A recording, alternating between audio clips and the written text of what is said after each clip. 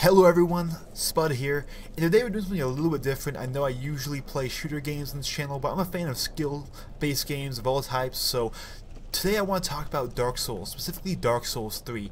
The footage you have in the background here is of Dark Souls 1 Prepare to Die edition, running on my PC at 60 FPS. But I want to talk about Dark Souls 3 because it's coming out on March 26th, I believe, and I'm getting pretty excited for it. Now I'm trying to keep my hype down. I don't want to sort of build it up, but in this video I sort of want to talk about what we know, what's coming, and what we can expect to see from this game. So first things first, what we know is that it is a next-gen exclusive.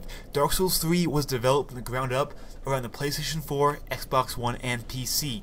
There is no version of this game coming to last-gen consoles. Those consoles, their time is over, guys. So if you still are having those systems and you expect to be able to play the next Dark Souls games on them, I'm sorry, it's not going to happen.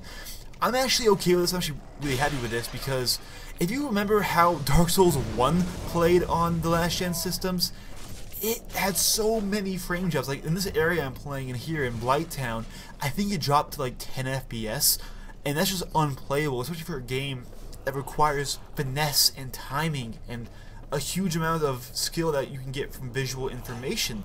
Like with Dark Souls 2, they actually had to dumb the graphics down a bit. Dark Souls 1 had better graphics than Dark Souls 2 just because they had to dumb the graphics down to make sure it would keep a steady frame rate. So, with this game being developed in mind for the next-gen systems, I can expect that the game will not only look great, but should hopefully run well too. So next thing we know is that the main storyline is based around fighting these giant monster king things called the Lords of Cinder. Now the one that I saw in the trailer, it looked like almost like a giant king, yeah, with them burning arms and a massive sword, and he was like as large as the freaking castle you were exploring, which seems almost giants of, like, you know, freaking Colossus status beasts. And I'm hoping we can see some really interesting and unique gameplay mechanics more than just running around behind him and slapping him in the back of the foot, you know? I want to see something really cool and really satisfying here.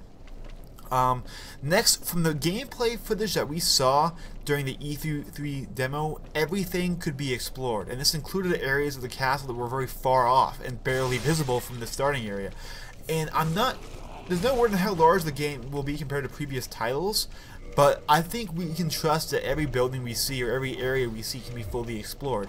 And I'm really happy about this. I was sort of disappointed by how Dark Souls 2 was a bit more linear than Dark Souls 1. Dark Souls 1, every area is like a winding maze, and you're never sure which way to go, and it's really cool. I actually haven't beaten Dark Souls 1 yet. I've just gotten it earlier this year. I played 2 first, and then, but yeah, so next thing we know is that there is going to be some pretty fast-paced combat. Dark Souls 2, if you look at that, it offered a variety of combat styles, but most were favoring sort of the slow and steady approach of not being murdered instantly, as including like sort of like the sword and board style. Dark Souls 3, I think it's going to speed things up a bit, and which means it will play probably closer to Bloodborne than Dark Souls, which could be good, could be bad. It just depends on how you personally like the game. I actually really like the feel of combat in Dark Souls, especially in Dark Souls 1. Bloodborne I did like, but I didn't own it, so I didn't actually play it all the way through, so I can't speak too much on that. I didn't like how it was mostly dodge based though. I don't know. Next we know is that there's going to be a number of different weapons to find, but now weapons are more unique than ever because they dictate your entire fighting style. You know, previously, you know, 2 long swords would play relatively similarly, but now some weapons will be just flat out more useful than others, meaning you will not be able to run through the entire game with just, you know, your average sword and shield.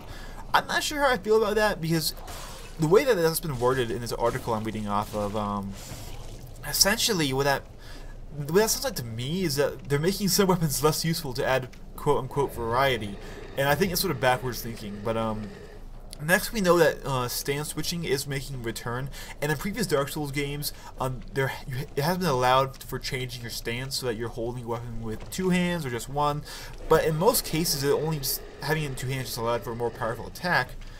But depending on the weapon, it also changes the trajectory of attacks, so sometimes in tight corridors you could hit enemies easier if you were using a different stance.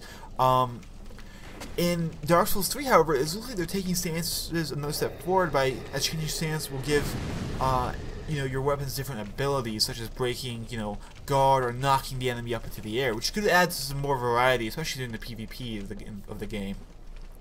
So next, we know what's making a return is hiding enemies. We saw these in the E3 demo, and we can expect that they're going to be all over the place, just out of sight, waiting to jump over and hit you in the ass. It's nothing really new there. If there weren't hiding enemies in the Dark Souls game, I would be shocked.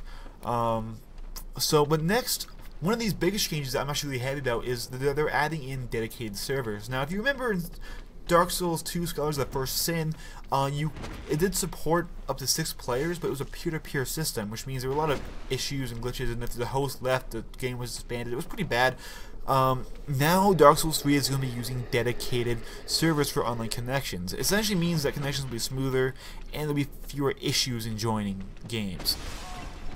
Now this, a lot of you might cry foul, but it is going to be locked to 30 FPS. So with this knowledge, I'm really hoping that that's only going to be the case on the PS4 and Xbox One, just because the PC version of this game was locked at 30 FPS. To get the 60 FPS Dark Souls 1 here, I had to actually heavily mod the game. Dark Souls 2 wasn't like that, but I'm just worried that they'll go back to the saying, oh, 30 FPS is, definitive for a game. It's not. It's not. However, seeing how Bloodborne also played at 30 FPS, I think we can expect that same level of intricacy in the environments and really, really detailed equipment and stuff. So hopefully the game will look amazing.